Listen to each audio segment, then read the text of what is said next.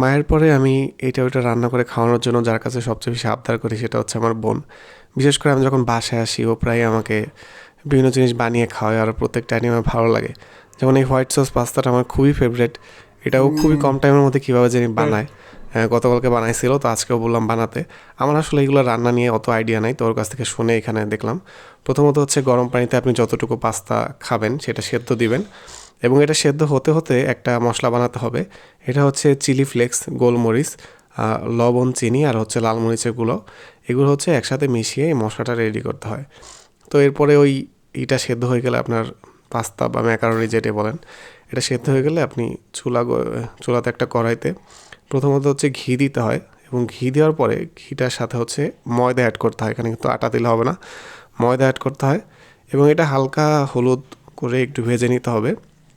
এবং এটা একটু সময় নিয়ে ভাজার পরে এখানে হচ্ছে আপনার আস্তে আস্তে দুধ অ্যাড করতে হবে। এখানে 1.5 কাপের মতো দুধ ছিল, এবং এটাও আস্তে আস্তে হচ্ছে একটু একটু করে অ্যাড করে করে এরকম যখন একটু ক্রিম ক্রিম হয়, অল্প অল্প করে দুধটা অ্যাড করে এভাবে এটা ভেজে নিচ্ছিল।